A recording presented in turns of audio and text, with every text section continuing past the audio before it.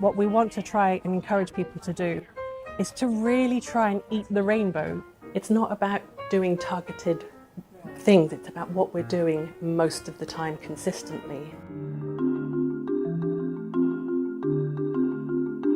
So Vanessa, very nice to talk to you, to have this opportunity to get some very professional knowledge on nutrition. Nutrition has always been a passion of mine because it actually was more born out of an interest in how do I manage my weight. And what I want people to learn is that it's not about doing targeted things, it's about what we're doing most of the time consistently that makes the real difference to how our health and immunity is expressed. Everybody knows immune system, but everybody does not know immune system exactly. So would you please put that in simple terms? We used to look at the immune system as being kind of border protection, like it was an infection protection function.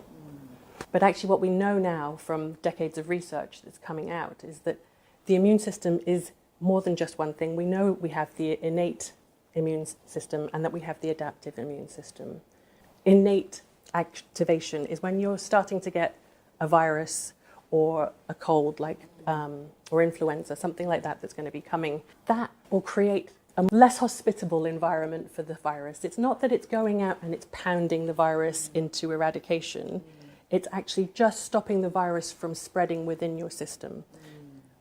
There's a whole process that's happening with oxidation and which is why we need those good antioxidants to support It's not just a simple thing. It's not a simple thing. Screen the virus. No. It's basically, I like to think of it, I used to work in property management, so I like to think of it as a property management system, that it's helping us to interface with what's coming in from outside and what's going on internally for us and what our body systems can cope with and handle. So any advices for everybody here who are also working in a very, very intense environment and workplace as well? I think taking time out to focus on who you are and what your goals are, whether you're trying to become more athletic or maybe you're trying to be more focused for a presentation, using nutrition to help you. So focusing on the things that are going to help your gut and your immune system to flourish. There's like 5 F's. So you think about fats. Where are you getting your fat from? Things like avocados, fats from fish. So then we have fats. We also have fiber. Fiber is really important for the gut bugs, which in turn influences the health of your immune system. Then we have phytonutrients. Now, I know phytonutrients is spelt with a PH, but we say it with an F, right? So those are all the different compounds that come in the different coloured fruits and vegetables.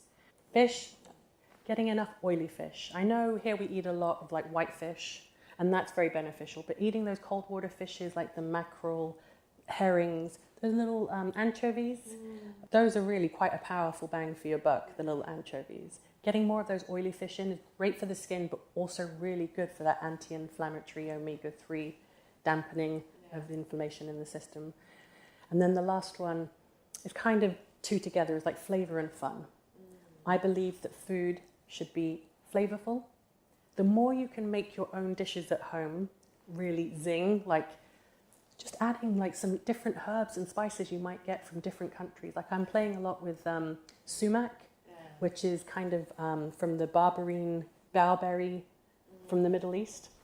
Let's talk in the real environment. Let's go to the supermarket to see what food to pick. So you see here, we're in like the fruit and vegetable section. And this is a place where we need to draw a lot from. We have so many different coloured fruits. Yes. You've got the yellows and you've got the purples. And the green. So you can really like ensure that you're getting like nice variety. And like, I mean, look at for most people, making sure that you're having 30 different types of plants and vegetables, which includes fruits, which is basically 5 a day. Meats contain all 9 essential amino acids. So they are the best source of protein. Chicken, turkey, fish are kind of like a leaner protein. And so if we're trying to maintain our health or maintain our weight, it's much better for us to go to those sorts of proteins.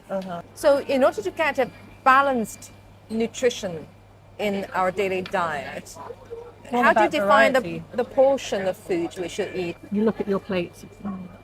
And so like half of your plate should be plants, green leafy vegetables.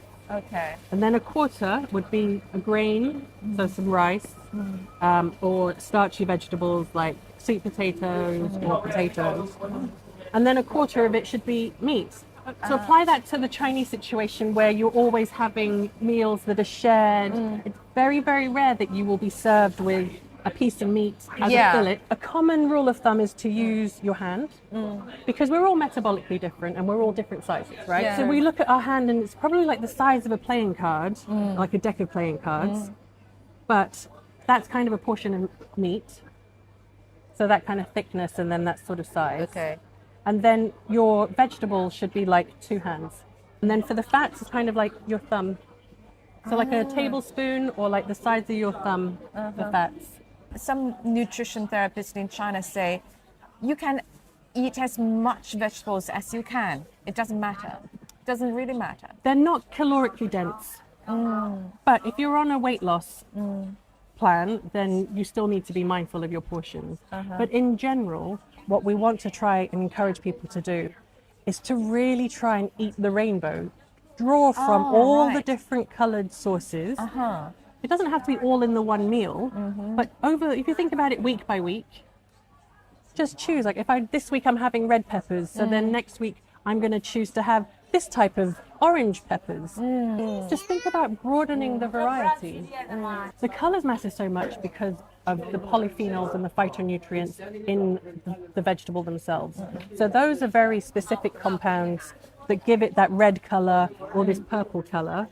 And it's these compounds that are very immunoactive. They react well with the immune system. And you have an interesting theory of you are what you absorb. Yes. Could you elaborate on that? Because our immunity really relies so much on that symbiotic relationship between our gut health and our immune health and our metabolism.